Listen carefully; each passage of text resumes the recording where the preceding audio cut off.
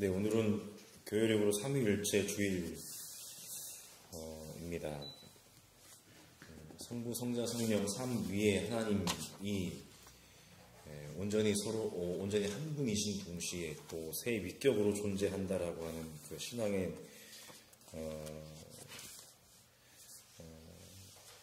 논리라면 논리라고 할 수 있는데요. 사실은 이것이 어떻게 사람의 머리로 이해가 가능하겠습니까마는, 그래서 어떤 분들은 그 삼위일체 하나님의 그 존재 방식을 사랑과 환대의 관계라고 그렇게 이야기를 하기도 합니다.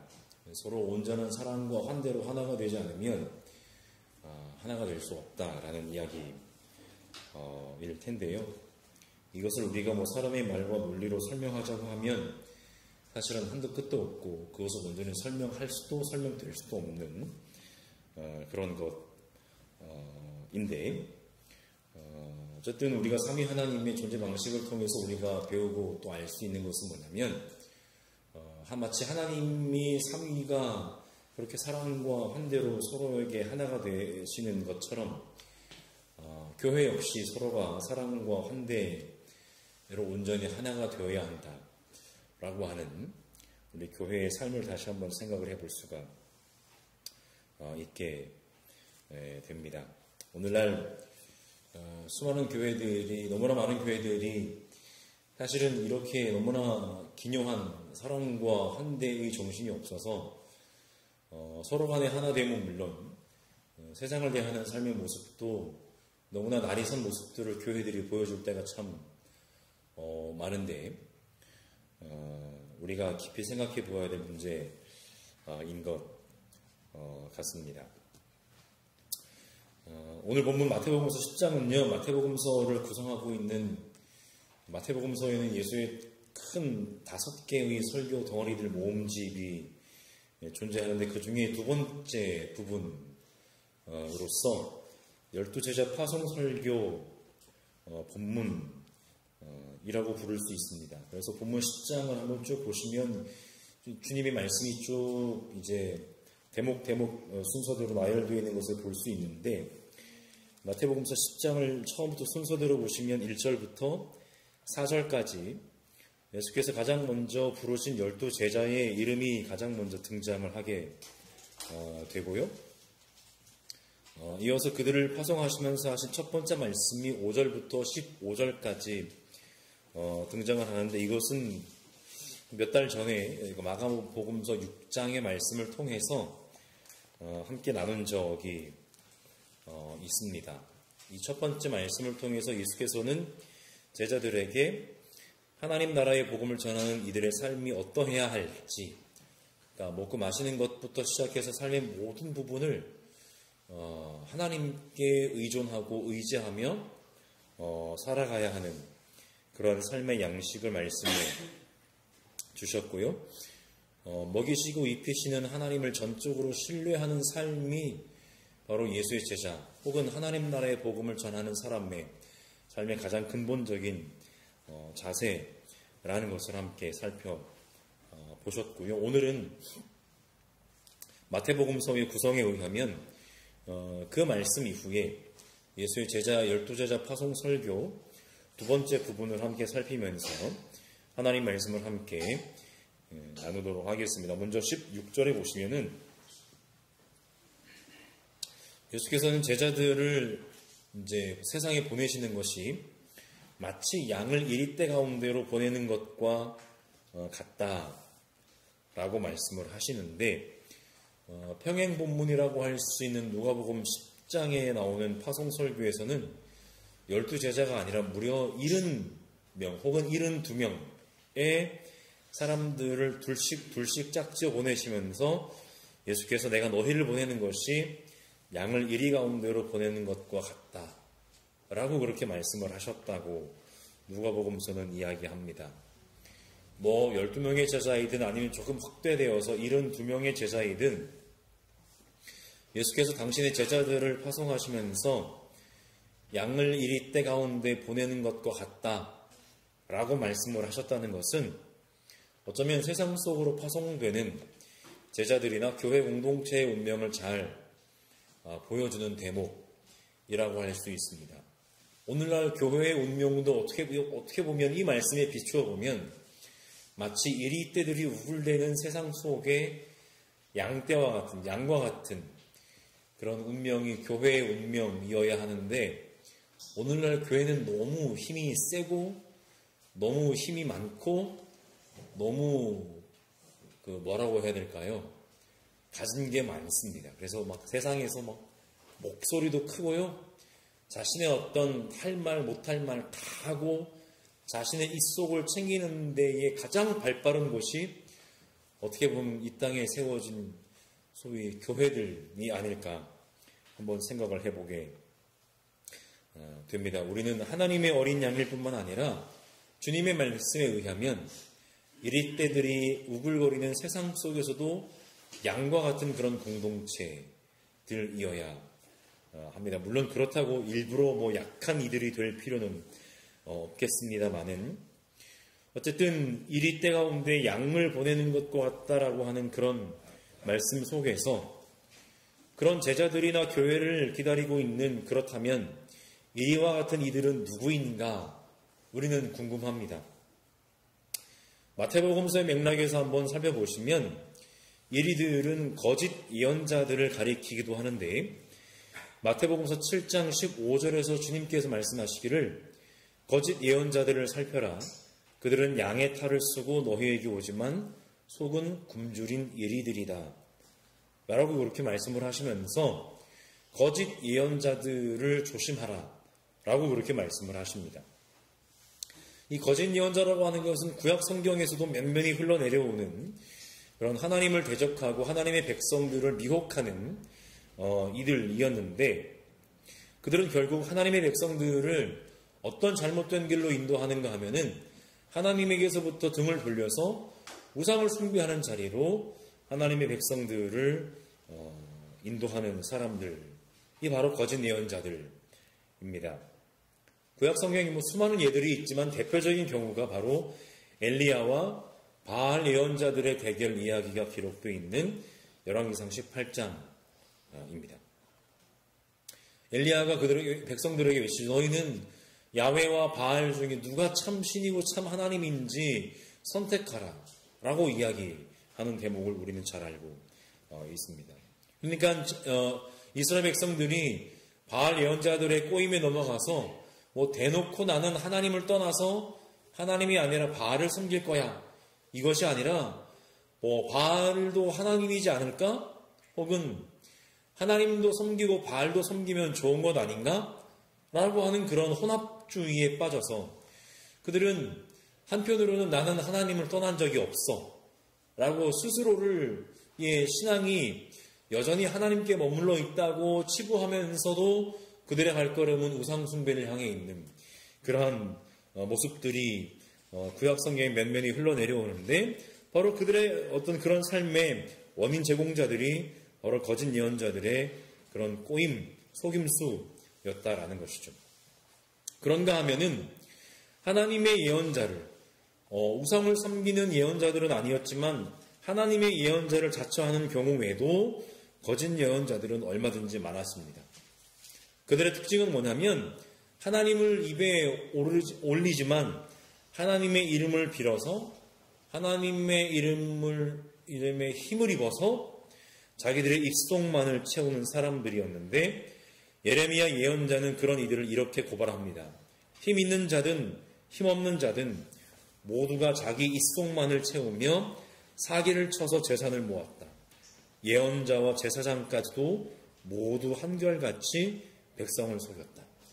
예언자와 제사장이라고 한다면 소위 하나님 덕분에 먹고 사는, 입에 풀칠이라도 하고 사는 사람들인데, 그들이 하나님의 이름을 빙자해서 자기 입속을 채우고 백성들의 등을 쳐먹고 사기를 치기에 바빴던 대표적인 사람들로 예레미야의 고발 대상자들로 등장하고 있다라고 하는 것이죠. 그러니까 한편으로는 차라리 대놓고 다른 우상을 숭배하는 이들이나, 다른 한편으로는 겉보기에만 그럴싸하고 하나님을 섬기는 사람인 것처럼 보이지만 그 속내에는 자기들의 입속을 채우는 데에만 혈안이 되어 있는 이들이나 정도의 차이만, 모양의 차이만 있을 뿐 사람들을 진리가 아닌 길로 인도하고 결국은 멸망하는 데까지 이르게 하는 것은 그들 모두의 공통된 특성, 속성입니다.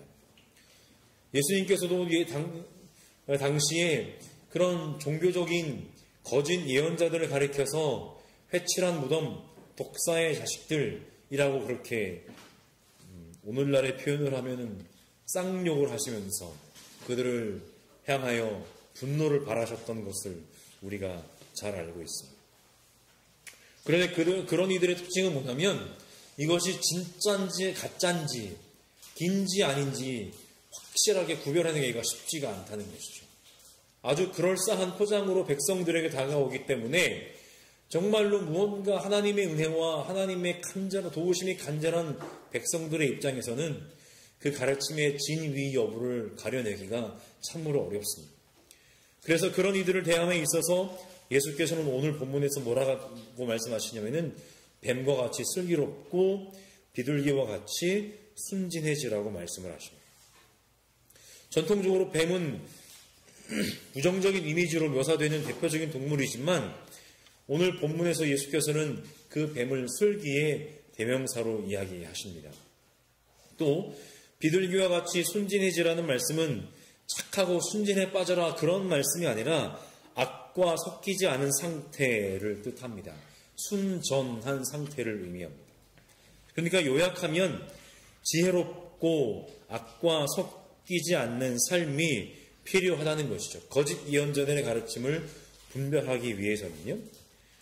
그래서 바울도 로마서 16장 19절에서 이렇게 얘기합니다. 나는 여러분들이 선한 일에는 슬기롭고 악한 일에는 순진하기를 바랍니다.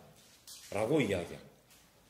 이렇게 뱀과 같이 지혜롭고 비둘기와 같이 순진해야 된다는 것은 이어지는 두 가지 예로 구체적으로 제시되는데 이 두 가지 예는 넘겨지다라는 공통단어로 예수의 제자들의 삶이 묘사되는데 먼저는 대사회적으로 공동체 외적으로 받는 박해이고 또 하나는 예수의 제자들 개개인의 삶 속에서 그들이 받는 핍박이라고 할 수 있습니다. 먼저 17절부터 20절까지 말씀해 보시면 예수의 제자들은 사람들에 의해서 법정에 넘겨지고 그들의 회당에서 매질을 당하게 될 것이라고 말씀을 하십니다.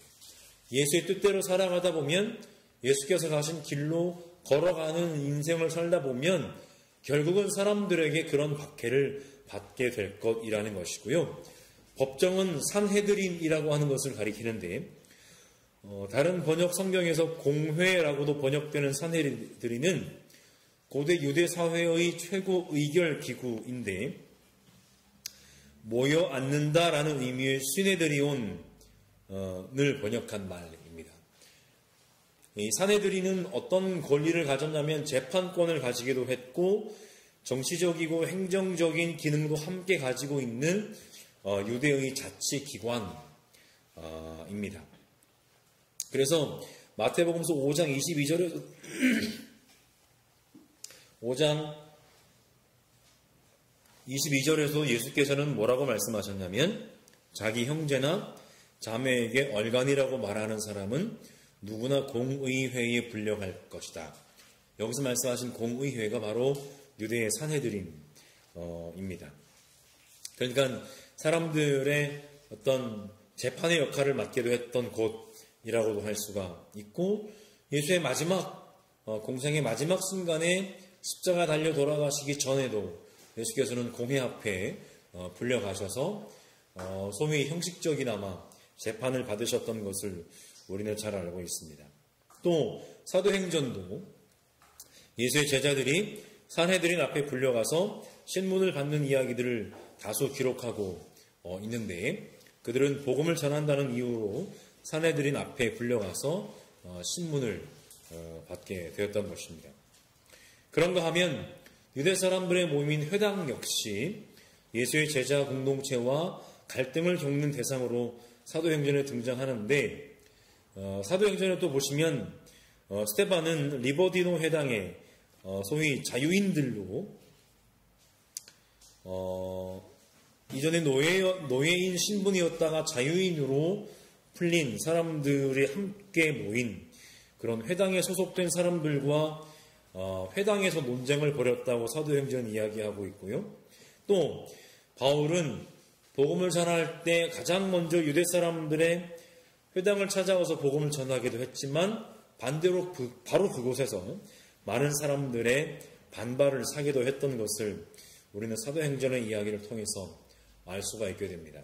심지어 바울은 자신이 이방 사람들의 사도가 된 경위를 말할 때 황홀경 가운데 주님과 나눈 이야기를 이렇게 회상을 하는데 그가 주님께 이렇게 말을 했다고 합니다. 주님, 내가 주님을 믿는 사람들을 이제 자신의 과거의 행적이죠. 내가 주님을 믿는 사람들을 가는 곳마다 회당에서 잡아 가두고 때리고 하던 사실을 사람들이 잘 알고 있습니다. 그러니까 바울 자신이 회당에서 예수 따르미들을 붙잡아다가 가두고 때리고 또 하기도 했었다라고 하는 것이죠. 그런데 그가 이제 부활하신 예수를 만난 이후에 그 삶이 역전이 되어서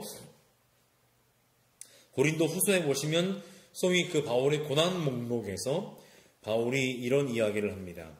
내가 유대 사람들에게서 41을 뺀 매를 5차례나 맞았습니다. 그런데 그가 유대 사람들에게 41을 뺀 매를 5차례 맞은 곳은 당연히 회당이었을 것입니다. 그러니까 오늘 본문 마태복음 10장에서 예수를 믿는 제자들이 회당에서 매질을 당하게 될 것이다라고 하는 것은 바로 그러한 것들을 배경으로 둔 말씀이라는 겁니다. 이 산헤드린과 회당에 관한 이 두 가지 말씀은 예수의 제자 공동체와 유대 사람들 사이에 생긴 갈등을 잘 보여줍니다. 시간이 흐르면서 예수의 죽음과 부활 이후에 교회 공동체가 생겨나게 되고 그 교회 공동체, 예수를 따르는 사람들과 기존의 유대 회당에 속했던 사람들 사이에는 갈등이 이제 불거지게 되었는데 그 갈등에는 다양한 원인이 있습니다만 그 복잡한 것들을 말씀드리기에는 이 시간은 좀 적절치 않은 시간인 것 같고 어쨌든 그렇게 그들이 예수의 복음 때문에 많은 핍박과 박해를 받게 될 것이라는 것은 역설적으로 총독들과 임금들 앞에서 또 이방 사람들 앞에서 마치 사도행전이 부활하신 예수께서 하신 말씀처럼 땅끝까지 이르러 복음을 나의 증인이 될 것이다라고 하신 말씀처럼 그런 이방 사람들 앞에서 예수를 증언할 기회가 된다는 것을 반대로 뜻하기도 합니다.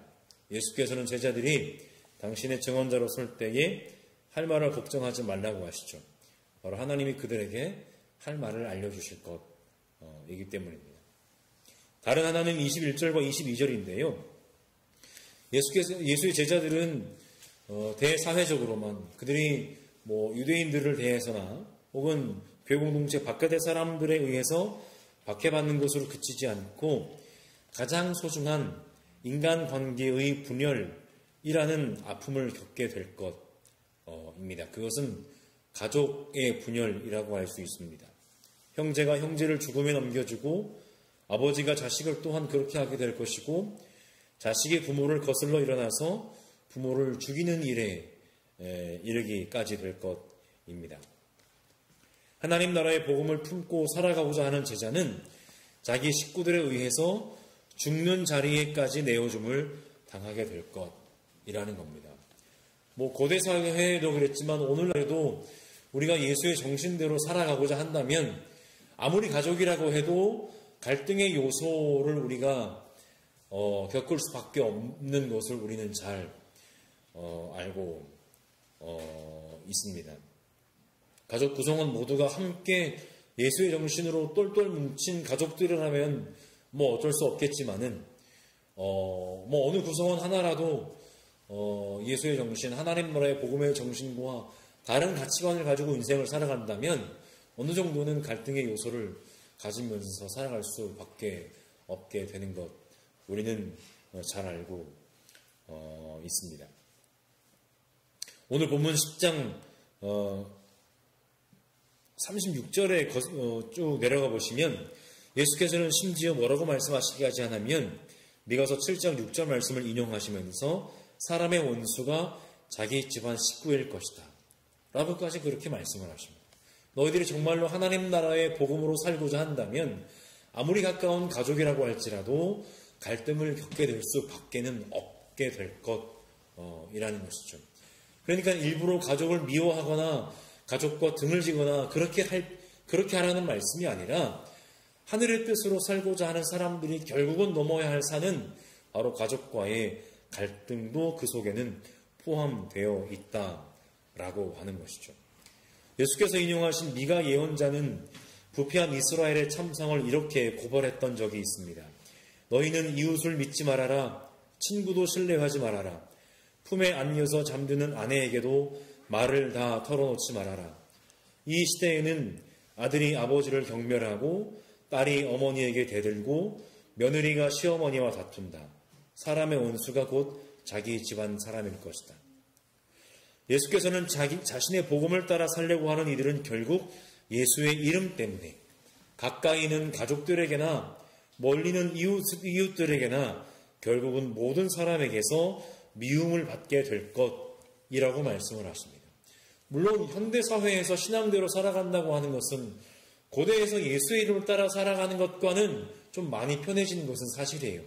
서로가 신앙의 다름을 인정하는 사회이고요. 예. 그렇지 않겠습니까? 요즘은 또, 교회를 안 다니시는 분들도 교회를 다니는 사람 하면, 그래, 저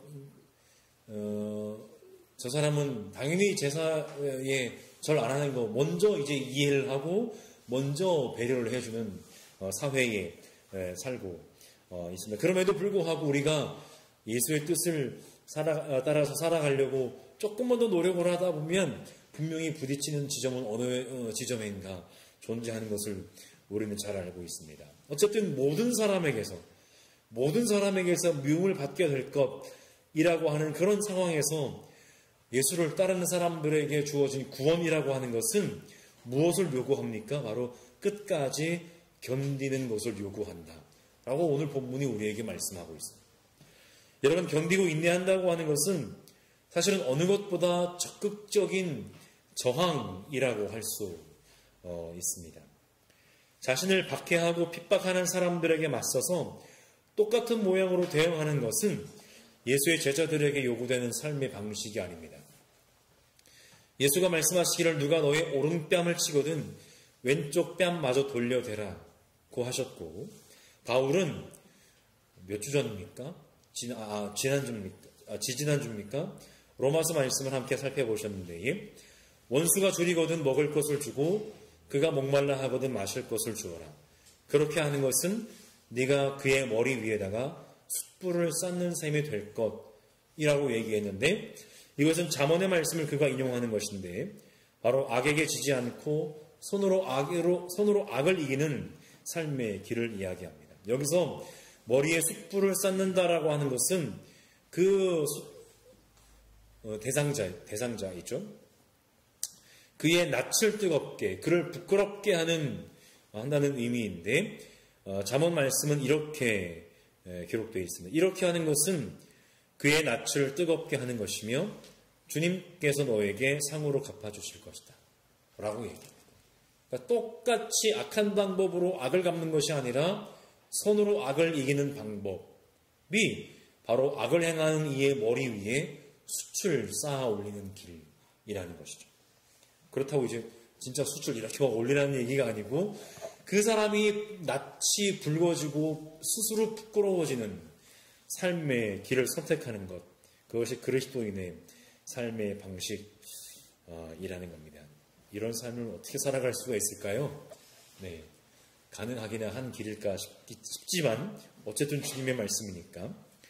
그렇게 예수께서는 이 거울 저 거울로 피하며 끝까지 살아남고 견디고 인내하는 제자들에게 이스라엘의 고울을 다 돌기 전에 당신이 오실 것이라고 말씀을 하시면서 그들을 격려하십니다. 이스라엘의 고을을 다 돌기도 전에 내가 올 것이다 라고 하는 그 말씀을 2000년이 지난 오늘을 살아가는 우리가 또 이 말씀을 어떻게 이해를 해야 될지는 또 하나의 숙제로 사실은 남겨진 본문이기도 합니다. 이미 이스라엘의 고을은 다 돌기를 수백 번, 수천 번도 했을 시간인데, 그래서 이 임박한 재림에 대한 기대는 또 복음서 이곳 말고도 곳곳에 잘 드러나 있습니다만은 이것을 어떻게 이해해야 될지는 다양한 관점들이 존재하기도 하는데, 다만 예수의 죽음과 부활 그리고 승천 이후에 약속하신 성령께서 임재하심으로 이 땅에 남겨진 교회는 땅끝까지 이르기까지 수많은 인내와 견딤의 시간을 보내며 가는 곳곳마다 예수의 증인 공동체의 사명을 받았다라는 것이 중요한 것인 것 같습니다. 여전히 오늘 본문 마지막 좀 수수께끼와 같은 말씀인데, 간략하게 말씀을 드리자면 예수를 바알셉을 취급했던 이들이 여전히 예수의 제자 공동체를 계속 박해하겠지만, 그럼에도 불구하고 예수의 증인으로서 이 땅에 남겨진 교회에 주어진 사명은 더 큰 성령의 능력을 힘입어서 계속될 수 있게 될 것입니다. 여러분, 오늘날까지도 거짓 예언자들의 계보는 계속해서 이어져서, 얼마 전에 유튜브를 보니까 좀 재미있는 표현을 써서 이 땅에 재림 예수, 그러니까 예수 호소인들이라고 하더라고요. 내가 예수다. 예수 호소인들이 50명이 넘는 사람들이 있다라고 하는 그 이단 연구 전문가, 은퇴하신 이제 노 교수님의 영상을 본 적이 있는데 50명인가요? 어쨌든 수십 명이었던 것 같은데, 오늘날에도 거짓 예언자들은 여전히 우리 주위에 도사리고 있고 자신이 진리의 대변자인 것처럼 행세합니다. 그들은 확연히 드러나니까 어떻게 저런 것들에게 속아 넘어가지? 라고 우리가 생각을 할 수가 있습니다. 그런데 반대로 저를 포함해서 소위 겉모양은 겉껍데기는 소위 정통 교단에 속해 있고, 또 우리가 지금까지 익숙해져 있는 예배를 통해서 함께 하나님의 말씀을 증거한다고 하는 사람들이기도 하지만, 어느 순간인가 모르게 자기 입속에 눈이 멀어서, 자기 탐욕에 눈이 멀어서 복음의 진리와는 전혀 상관이 없고 거리가 먼 이야기를 함으로써 하나님의 백성들을 진리가 아닌 다른 길로 빠지게 만드는 이들도 우리의 주위에는 수없이 많이 자리하며 살아가고 있다라고 하는 것을 우리가 잘 알아야 할 것입니다. 이런 시대를 사는 우리들에게는 지혜와 순전함이 요구됩니다. 또 공동체 내외적으로 교회들이 다양한 어려움에 직면해 있는 이 시대에 모든 사람에게 미움을 받게 될 것이라고 하는 그런 예수의 말씀을 들으며 그 삶을 살아가는 우리 모든 교회 공동체들이 이 시대의 복음을 바르게 알고 예수의 길을 따라 함께 따라 걷는 참된 공동체가 절실히 필요한 요즘이 아닌가 생각을 해봅니다. 우리 전주 복음자리 교회가 예수의 덕을 입는 것만을 바라는 것이 아니라 예수 때문에 살고, 때로는 예수 때문에 어려움을 당하고, 예수 때문에 내 욕심, 내 탐욕이 아니라 다른 복음의 진리를 위한 그러한 결정들을, 그런 길들을 걸어갈 수 있는 그런 공동체가 되어가기를 간절히 소망합니다.